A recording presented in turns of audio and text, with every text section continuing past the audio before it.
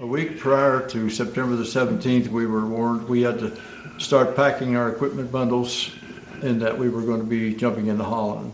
So we pack our equipment bundles. We had to pack our machine guns and our ammo and K rations. And on September the 17th, then 1944, we were moved to the airport and loaded on the C-47s and took off for Holland.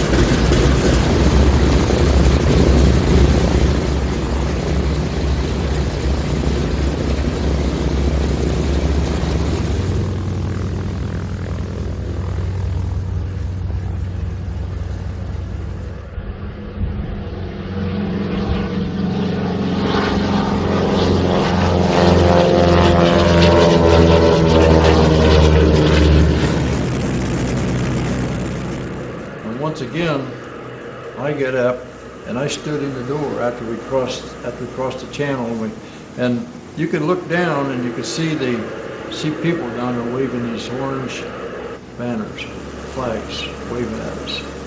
And I followed all in. Well, as we get closer to where we were supposed to go, our plane got hit apparently with anti-aircraft fire.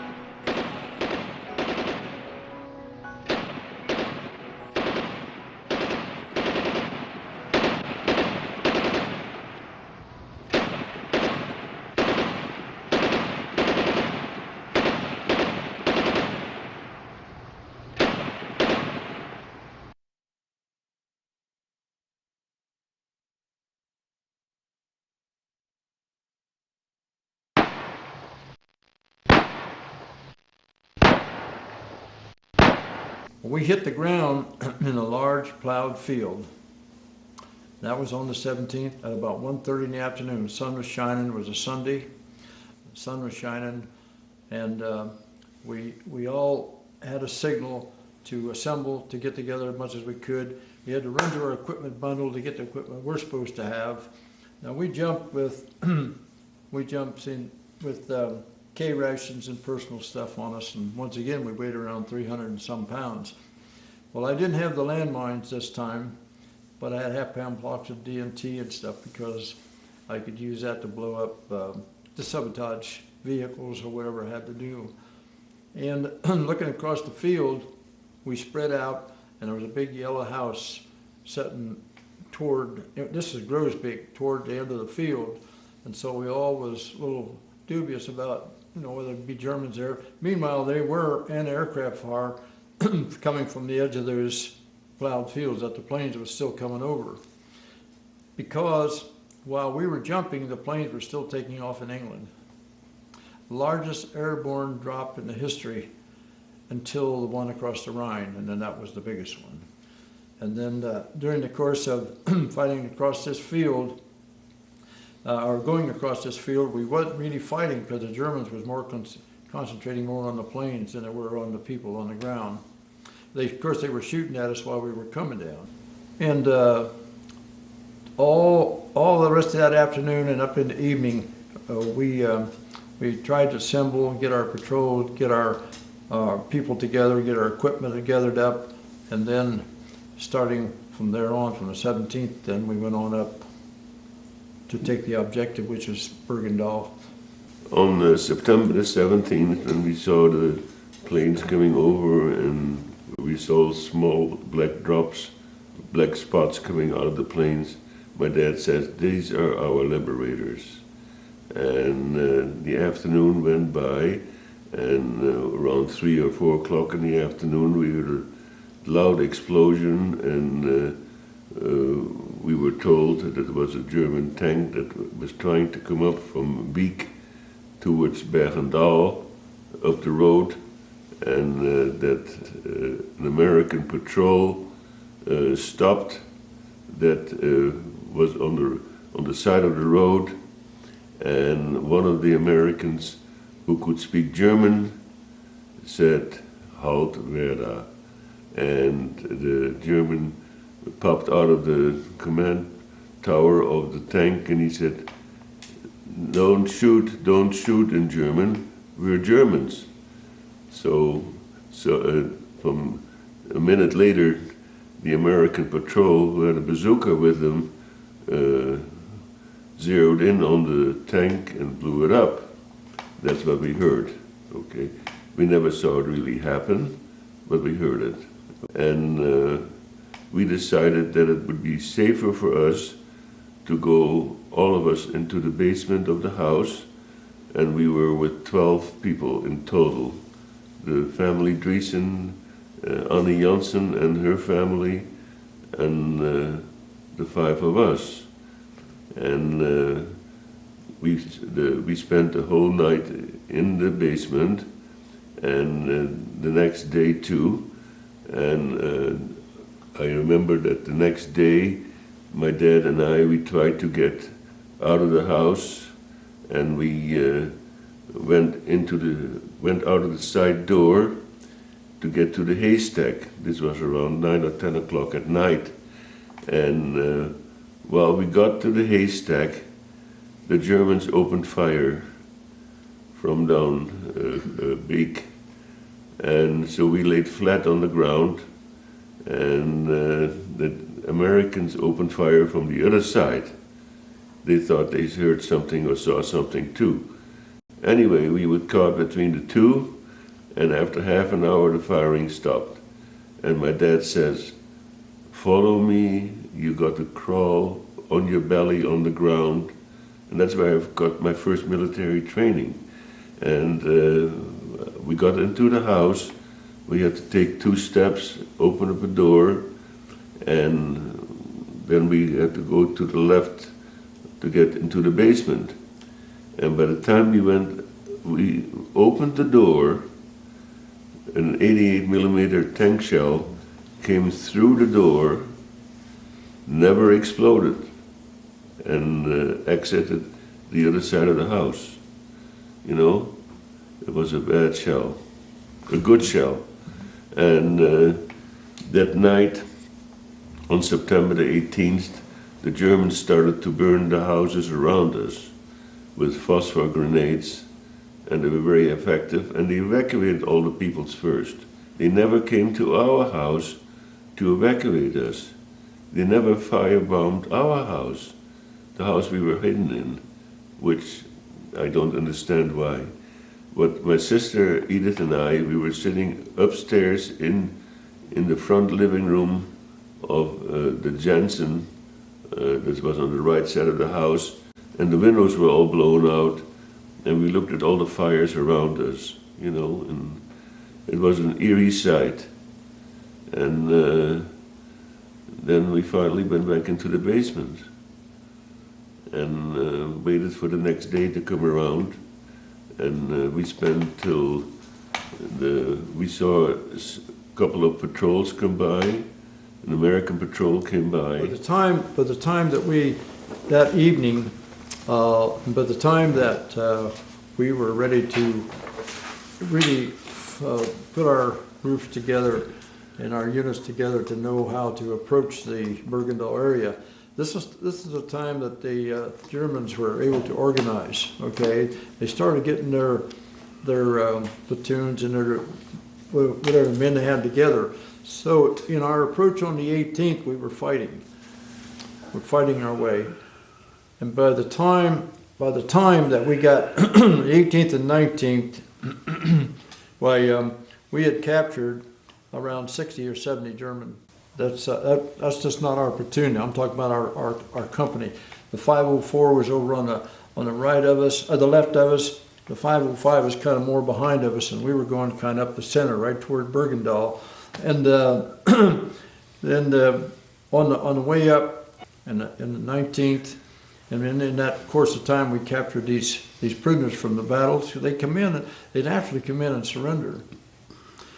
And then on about the 19th, I'm gonna say it's about the 19th is when we took up and we took over the Groot Hotel, because there was about 10 of us. There's about 10, maybe 10 or a dozen of us, which would mean it was my platoon that I was in, plus a squad to her. Went inside the hotel, and it turned out that it was a German division headquarters. On the table, they had been eating. I don't know, and I have no idea what the time of day it was, but the coffee on the tables was still warm. Plates were all set. The food was on the tables. In fact, some of the guys eat the food, you know, that was even in there. And coming up the hill, one time we dug foxholes outside these homes.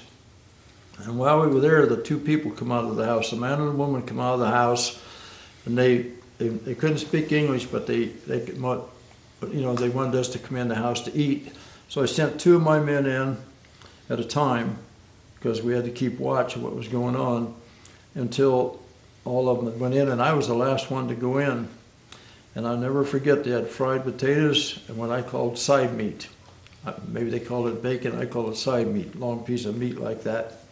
And when I came back out, I was sitting there, I got to feel so guilty for the fact that we eat these people's rations. It's probably all the food they had for weeks, maybe, I don't know. So when we actually took over the Groot Hotel, we checked down into the basement, and in the basement part, they had confiscated meat and eggs and butter and milk and all kind of vegetables and food down in there. So it was with pleasure we took it and distributed out into back out into the area around where the people would give us that food. I didn't personally do that, but our platoon did it. And a little story that I always have to tell it. When the guys was on the second floor, we found a big safe. There was a big safe on the one end of the room. They said, "Hey, Jake, hey, Sergeant, I'm about blowing that thing." And I said, "Yeah, I'll try it." So I had what they call plastic C2, plastic 4, whatever they call it now. It was plastic C2. So I took it out of my gamma grenade and watered it up, put it around, put a fuse igniter on it, and I said, "Okay, guys, get out of here." So pulled that fuse igniter and had a little fuse about this long. We run out, slammed the door shut, and that thing went off, and it blew the windows out and blew the door off, and went in there and never phased the safe. That was the end of my demolition expert days. He didn't ask me. But anyway, I got razzed about that. But anyway, then we vacated we had to get out of it because he knew they was going to shell it. Of course, a lot of the guys were picking up spoons and silverware off the table and sticking it into their pockets and stuff, but I didn't. One thing I never done, I never looted. Nothing. I don't care if it was German, because they booby-trapped a lot of stuff, although I don't think they had time to do it this time. But when I went in, looking around, looked over on the counter, there was a National Cash Register made in Dayton, Ohio. You say, hey guys, take a look at that, you know. But we didn't stay in there because we knew they'd shell it, which they did later on. We came out of the Groot and we had to build our little foxhole and things around the old Groot Hotel. And then they would fight down into Beek, drive the Germans out of Beek, come back up the hill, and the Germans would come back into town. Because soon as we'd take the town over, they had it all zeroed in where they wanted to shell. So we pulled back up into Bergendahl. 3 days. The fourth day I didn't make it because meanwhile in the fighting where we went by this home, that's when our patrol went down through there and came back up, and then it was on the next day, the fourth day, that's when I got blew up by an artillery shell. That's when Jack Melly, out of my squad, he run and jumped into my slit trench, and I jumped in on top of him, and the shell exploded. It killed him underneath me, instantly. And I got wounded pretty bad in the face and my head. And on top of that, it's an unusual story. I wound up with a bullet hole right directly through my non-com stripe, and to this day I got about, I don't know, as a half, but a portion of that bullet, there's a portion of a bullet buried in my head. Yeah, I still have that in there. Well, we were 12 people in the basement. It was a small basement. It was like murder. Okay, we had nothing to eat, nothing to drink. We couldn't go to the bathrooms. We could sneak into the barn, go behind the cows. Yeah, and we probably did. And we held out. We saw patrols come by, and all we saw was helmets first, because there was a hedge in front of the house, and all we could look out was the little window in the basement.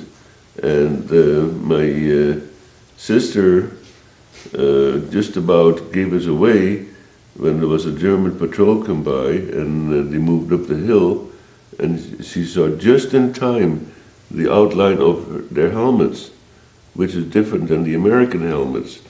And so she kept quiet. And on the morning of the 21st of September, when we were still in the basement, a patrol came by very early in the morning, between 4 and 5, an American patrol, and the first one that we saw was a man carrying a stretcher, and then somebody else following, holding up the end of the stretcher. And then when my sister saw that they were Americans, my sister Rosa said, "Save our souls," very loud, because the window was shattered, okay? So they could hear us. And they put the stretcher down next to the house, and we all went outside, all of us. And we asked, they take us with to safer areas, to the American lines. And they said, well, you have to, if you want to follow us, you're on your own, but you have to take your own risks. And they asked for a blanket, and we provided a blanket for the wounded soldier, and they put it over his body, and then a minute later they put it over his head. And the one soldier who I met later, his name was Bob Niblos, said that if he wouldn't have stopped at the house, maybe the soldier would still be alive today. And I had to tell him that the soldier died so fast he would never have made it up the hill. And Bob Nibblers passed away 2 years ago. And I went to his funeral and I held the eulogy for him because we got to know each other quite well, because he recognized that much later that he was on the patrol that took us out of the house. And this was at a meeting of the 82nd Airborne reunion in Los Angeles. And I described, at that time, I talked about angels from heaven in my speech. And I described how we fled Germany and how we got to Holland and how we had to go into hiding and how we were liberated. And I described the house, how it had a flat roof, and no other farmhouse in that area had a flat roof. And he recognized it, and he came up after the meeting. He said, "I'm the one that you went with." So. See, you got to remember about while our patrols were going through, you really don't pay any attention to what the houses look like. Not really. You're looking to see who's behind them or who's hid, and you're fighting. Meanwhile, that's why they were in the basement. And so our patrol, we never remember the individuals. I never met Edith, though I rode to her for many years. I never met Bert here just a few days ago. And I learned more about the story after we've gone through than in the time when I went through. And you got to remember, this wasn't, like on my part, wasn't no individual type of a thing. I was just part of the 82nd Airborne and a close group that went through there. We followed the patrol up to Bergendal and on a distance, okay, and were we under fire? I don't know. Yeah, I think we did. We had to crawl through a ditch to get up to Bergendal because it was uphill, and we occupied the house of a collaborator, and across the house, onto the left side of the house, on a square, was a large house that was occupied by and made by American Field Hospital, and my sisters went right away over there and assisted in helping the doctors and nurses with the wounded. And I went over there to get Hershey, and I learned English very fast, an American slang.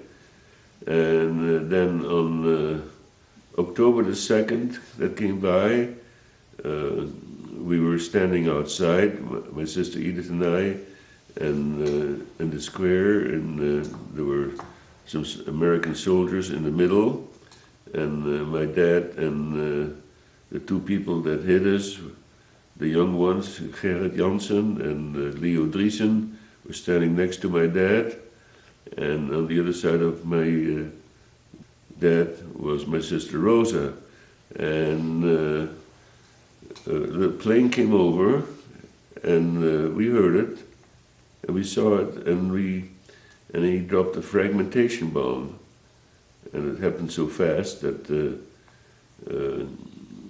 it killed the American soldiers, and it killed my sister and the two people that hid us, Leo Driesen and Gerrit Jansen.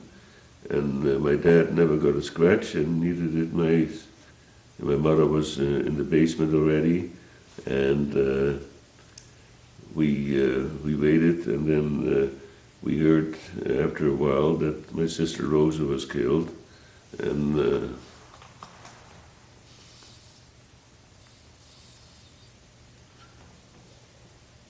it was very tough on my mother, especially, and she became, from that day on, she became dysfunctional, and the Americans right away, they were very helpful.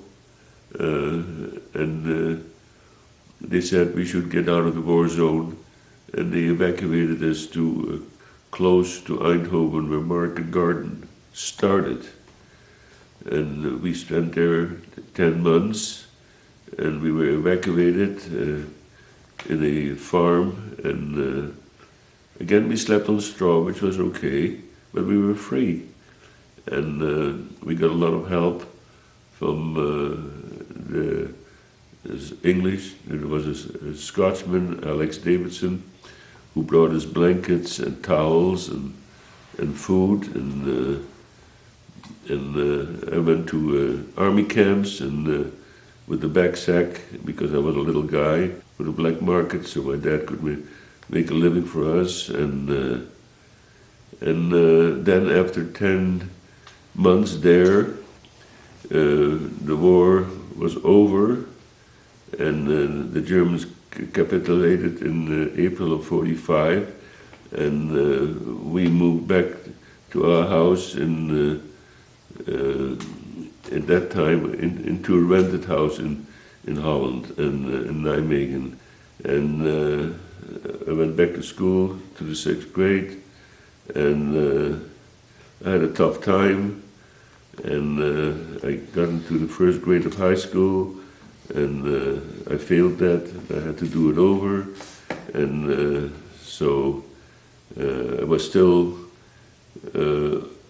young enough to finish high school at the age of 16, and then I went to college for automotive engineering for 4 years, and I wanted to get out of the house because my sister Edith was the only one who was taking care of my mother, and she had a tough time, and she was not a psychiatrist, and she didn't know how to handle a person that lost a child, because she was never had a child that was lost, and she did the best she could.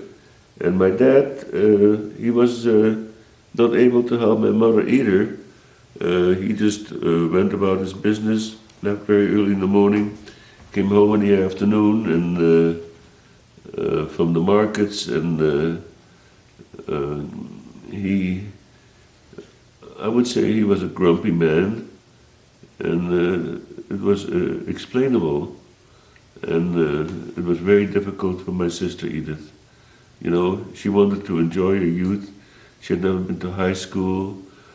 She wanted to learn about the world, and she never menstruated while we were in hiding. And she became a mother, okay? And we had plenty of fights.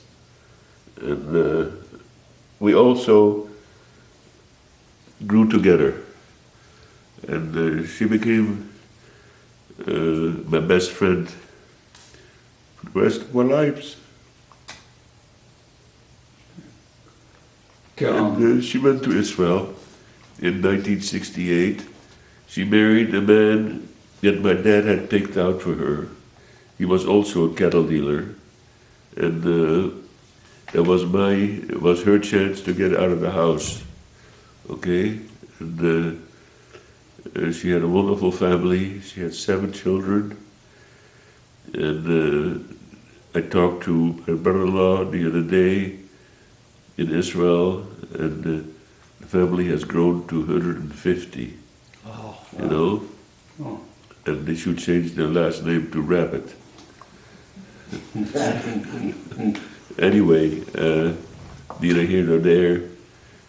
She was a wonderful person, but she lived in the past. She held a lot of lectures about the hiding, and for 50 years she waited. She wrote a diary, and my sister Rosa wrote a diary. She waited to publish the diary of Rosa, right? Well, there are a lot of people that were in hiding in concentration camps that wrote about it. So the book never really became a success. That was okay. She felt that she wanted to have it published, and she couldn't do it before because she was too emotional. I think that's part of the family, you know. And by the way, I saw my dad, he never cried, never. But when he got older, when he got past 70, you could see his tears. He became very emotional. And I wonder if I got that from him. Probably, you know. And I don't know if it's good to be emotional. It's nothing you can do about it. Anyway, now I live in 1955. After I finished my 4-year study for mechanical engineering in the automotive field, I decided to come to the United States. That was the country I wanted to be in, okay? And I wanted to be in this country ever since I met the Americans that liberated us. And I've never looked back, and I've never felt better and more at home than in this country. And I compare my life with 3 trees. The first tree was in Germany. It was only 4 years of age, and it never carried any leaves or any fruits. Then I spent the next 17 years in Holland, and that tree was older, and it grew faster, but it only had leaves on it. And I came to this country in 1955, so I've been here a long time. I feel totally Americanized, and my tree has grown and bloomed and carried fruit. That's all I have to say. Well, actually, when I was wounded, I went to a field, to a first aid station, and they temporarily worked on my head and my face because I was red all over from the blood and stuff. But anyway, from there, they took me to this hospital in Nijmegen. And even though the historians say there was no such a place, it was called the Hitler's Baby Factory. There must have been 500 baby buggies in that hallway and stuff when I went there. And I had to be probably one of the first wounded to be moved into that hospital. Well, they temporarily operated on me. They took some shrapnel out of my back and my hand, arms and head and stuff like this. And they moved me out into a tent. I woke up the next day, I was out in a tent. I could look over, I could see the top of the Nijmegen Bridge. Also, where I was laying, I could see the fighter planes fight.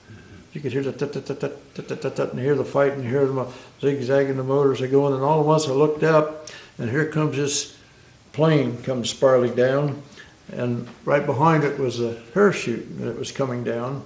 Well, the plane went on. It was a 109. It went on ahead and crashed. The pilot of this plane came down. He landed on the house, slid down, was onto this porch roof, just right where we could see him. And all the Americans had run over there, and they'd got a hold of him. And they come walking by with him. He was in a complete black uniform. Looked like he was about 18, 19 years old, very young. And his face was as white as a sheet of paper. You know, I know he was scared to death. And as I told you, as I was laying there, I could see that. Well, I could also hear him trying to get to the bridge. See, that's what they were trying to do, is get to the bridge to blow that bridge out so we couldn't get across it. Well, from there, they started me back to another field hospital. And believe it or not, folks, as all that fighting thing that we was doing up there, as we went back along this road, we went on back, got into this field hospital. They took me into this tent.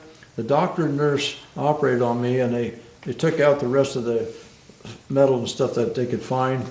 And about 15 or 20 minutes later, they had taken me out, and I was laying in the tent. Another 109 came over and strafed the hospital. It killed that doctor and that nurse at that very table that I'd been laying on.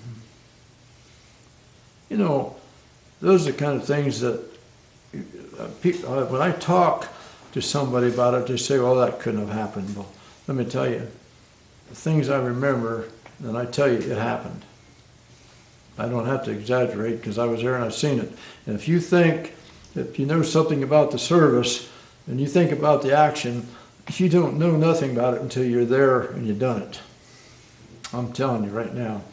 Because you don't tell the little things like you see a guy running across the street, you don't know whether he's an American or a German, and you have to make decisions. You have to protect your men.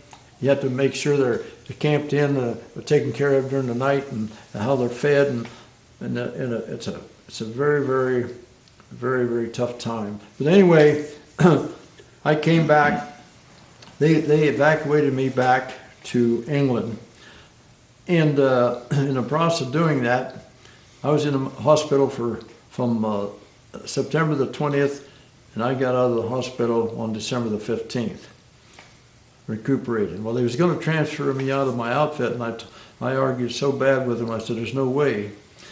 So on December the 15th, they shipped me back to Sassone, Reims, France, where we had our 508 camp. I got back there on the 15th. They gave me my squad back. And I had, most of the people were all different men from the ones that I'd had previously. And we were sitting in an auditorium watching a movie, and the lights come on, and they said, everybody back to their barracks. Now, so we went back there, and we had our equipment being repaired from the service, had cosmoline in it, and we had to clean them, and had gasoline, which said the Germans has broken through into the bulge on the 16th, and the 82nd and the 101st was going to be the first two units to go in and help these Americans, things that was already in there. Well, we left Sassone, the 101st left swiped. They dropped in behind us in the convoy. And we were riding in long cattle trucks, standing up. And we took off with just our jumpsuits on. I had an extra shirt on underneath, but I had a extra pair of pants on but I had my regular jumpsuit on. We started off heading for Werbemont, and when the 101st come up behind us, a Panzer division cut off the convoy. It even cut off part of the 82nd, which turned and went into Bastogne. Now everybody says Bastogne was the objective for the 101st, but I wasn't a general or anything, but I know that the convoy was cut in two.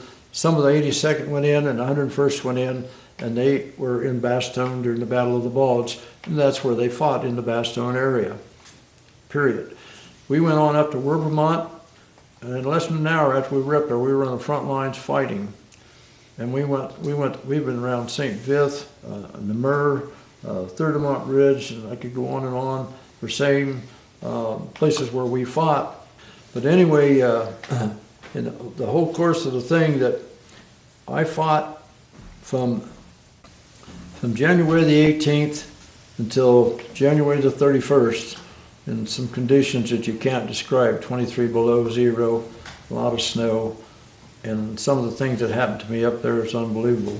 I'll tell you about one or two of them.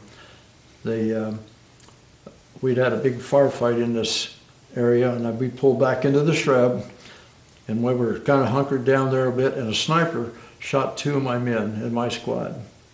And I was so upset, and it's absolutely, we have direct orders that you don't go out after a sniper. But I got a hold of Charlie Martin, who to this day is still living. And Wajda was the other one. We took off through the snow, and we're going out, and I'm walking along, and all at once I knew there was something wrong, and I had my M1 at the ready like this, and I had a kind of shivering all over, and all the while I just looked over, and no further than maybe a little beyond where she's sitting, laid this sniper pointing his Mauser rifle at me. And all he had to done was just pull the trigger. And this is a story. And I just went real slow, not real quick, but real slow. And I just went, Waffen niederlegen, Hände hoch.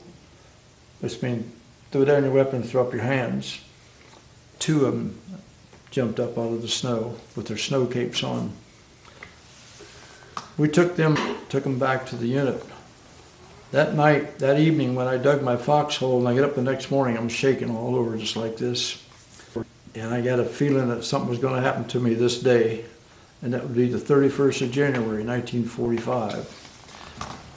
A runner come down, says, "You're wanted up, Battalion CP," because I knew the battalion commander pretty well, Mendez.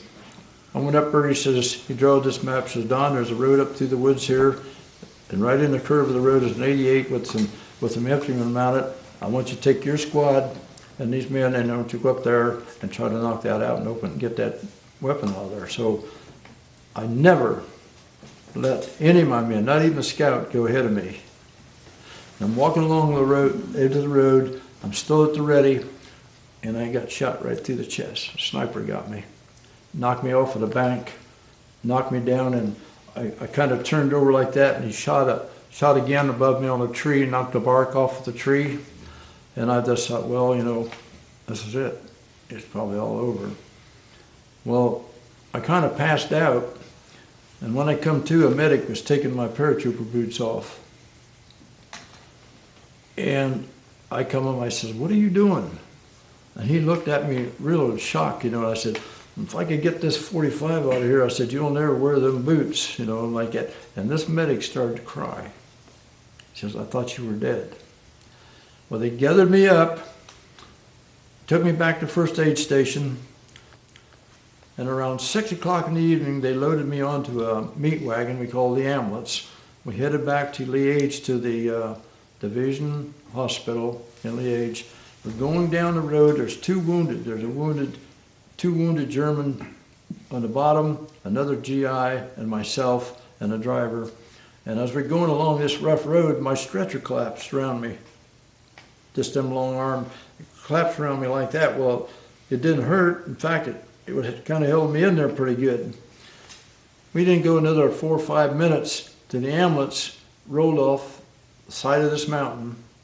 It went side over side over side over side down this mountainside, turned upside down in the river, and killed everybody in that ambulance but me.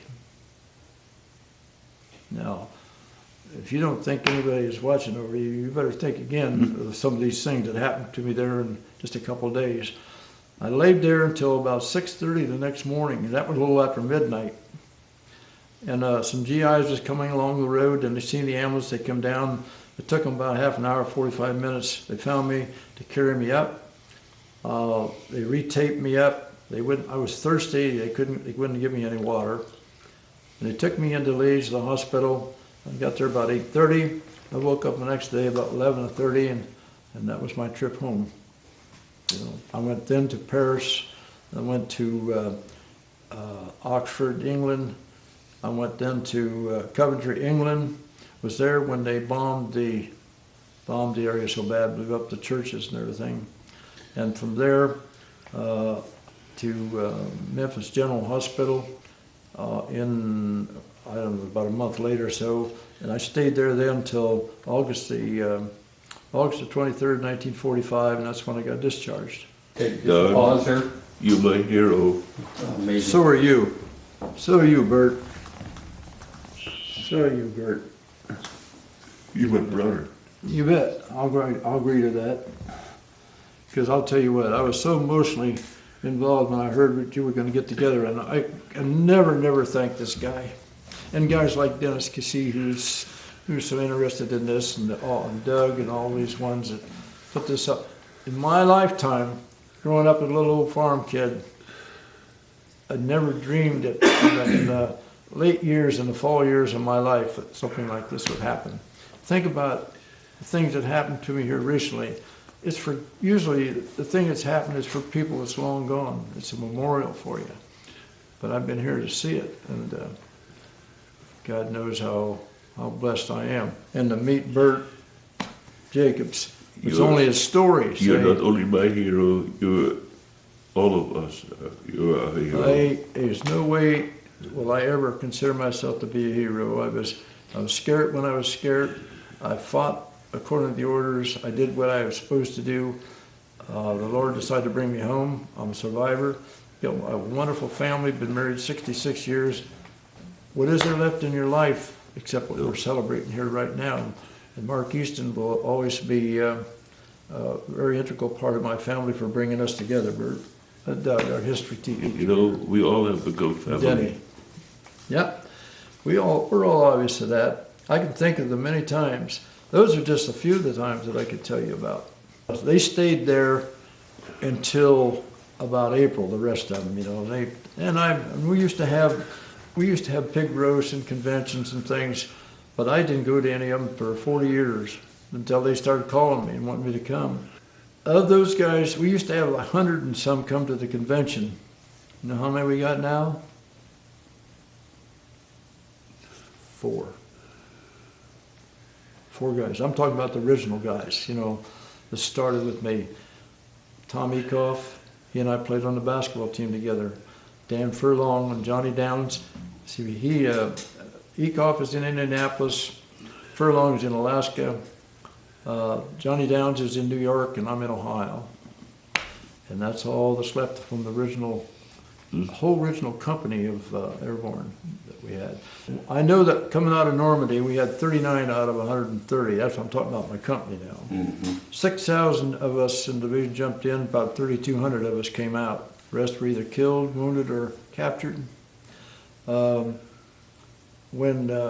we got back to, had to go into Holland, and the ones up there, there's so many of them that they're buried, a lot of them buried in Margraten, and it's been about 2 years ago, a farmer was digging around in his field, and he ran across a grave plot, and he found 6 American paratroopers buried there.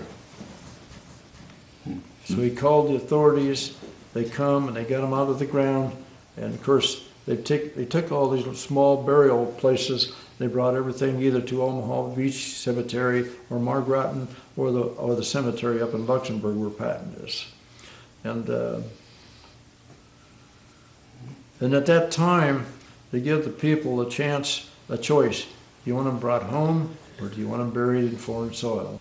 Because there was five or six of us had an agreement. If we ever got home together, we're going to go visit one another.